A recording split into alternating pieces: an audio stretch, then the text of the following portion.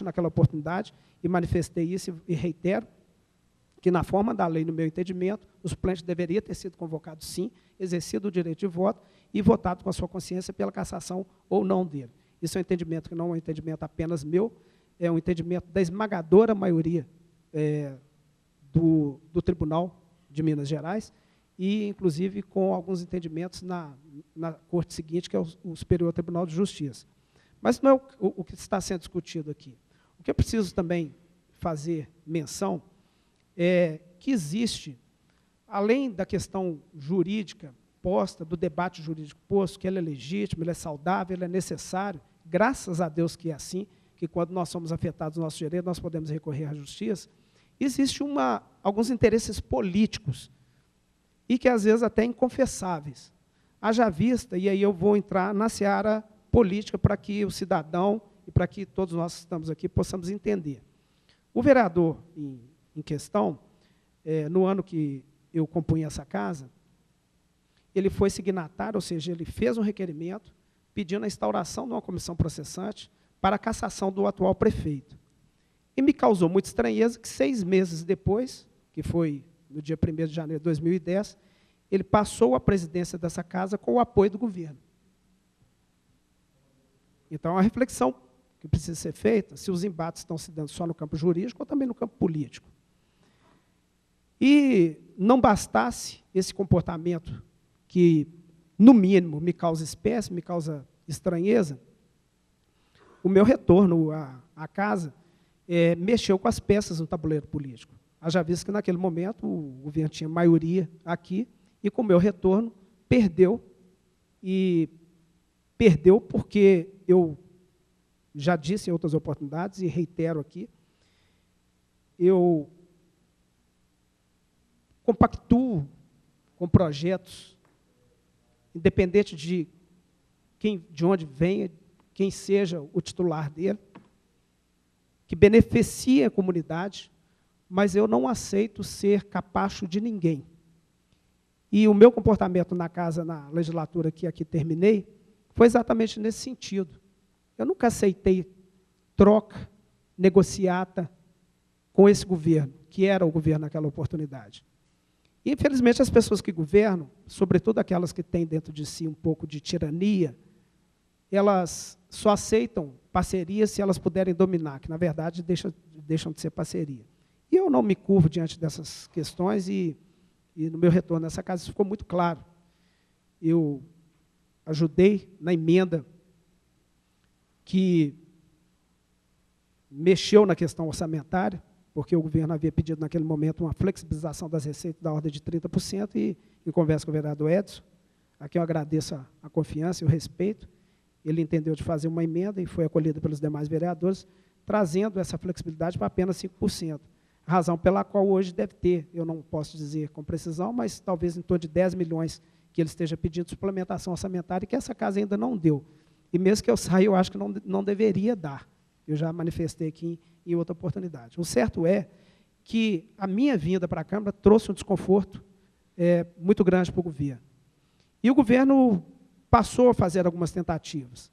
E a última tentativa que fez, quando o vereador João Fraga perdeu a liminar aqui, que o retornaria à casa, resgataria a maioria do governo, permitiria com que o governo passasse o rolo compressor em cima da Câmara, como vinha fazendo, ele fez de uma outra forma.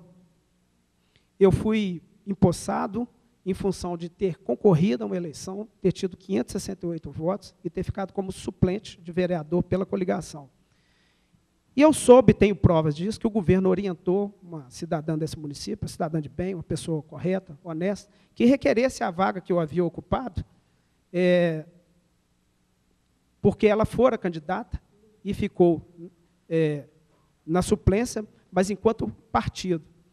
E, segundo a informação que eu tive, inclusive, ela alegou naquele momento que ela não tinha interesse de requerer a vaga, até porque havia sido candidata só mesmo para se licenciar do trabalho. Isso foi o que chegou ao meu conhecimento. E que, por outro lado, também ela não teria condições nem de ter advogado para pagar, para fazer esse processo. Mas, segundo informações que tive, alguns interlocutores do governo, inclusive, se ofereceram para pagar advogado para ela. Fico me perguntando se esse dinheiro, vereadora Branca, sairia do bolso de quem ofereceu ou dos cofres públicos. Eu, pelo comportamento, a interrogação fica, e eu fico preocupado que esse dinheiro poderia ter saído, de fato, dos cofres públicos, que é uma ilegalidade, uma imoralidade. O certo é que existe toda uma movimentação política por trás da questão jurídica. E o desfecho dessa tentativa foi que o Supremo Tribunal Federal depois disse que o mandato pertence, de fato, ao suplente da coligação e não do partido, então perdeu a razão de si.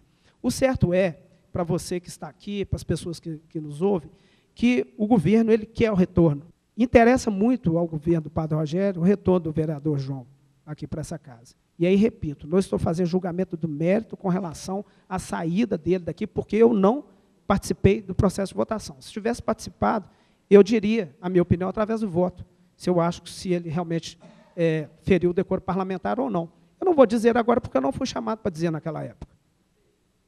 De forma que é realidade, é fato que interessa muito ao governo que ele retorne, para que recomponha a maioria e que aí o governo possa, então, fazer tudo que sempre quis fazer e que ficou obstado de fazer, pelo menos nesses 5 meses que eu estou aqui na casa.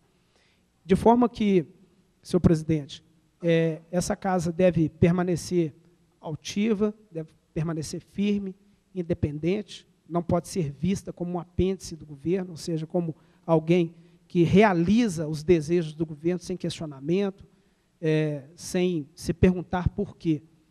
E para a comunidade de Ouro Branco, tem que ficar essa reflexão que é preciso escolher bem os governantes. E eu digo isso assim com muita tranquilidade, até porque eu não sou candidato a vereador, as pessoas que convivem comigo sabem disso, não sou candidato, mas para que fique essa reflexão da importância do voto e como um voto pode mudar as coisas. E na nossa cidade, infelizmente, com a reeleição do Padre Rogério, mudou para pior. Eu fico, de fato, triste e fiz uma série de fotografias quando eu vejo as praças do bairro Siderurgia, do bairro Pioneiros, todas aos pedaços, a Avenida Fernando de Oliveira e Silva, que dá acesso à cidade toda imunda, agora, essa semana, acho que de vergonha, mandaram passar uma máquina, vendo as pessoas não conseguindo medicamento, não conseguindo exames especializados, a ponto de me solicitar, às vezes, em Belo Horizonte, para que eu intermedie algum exame, aí não enquanto vereador, enquanto cidadão.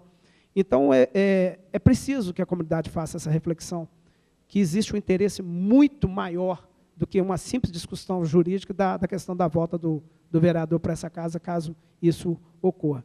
E que nós, essa casa, possa tirar lições disso, lições importantes, que deve permanecer altiva, deve permanecer firme nas suas posturas, e torcendo para que a justiça, de fato, seja feita.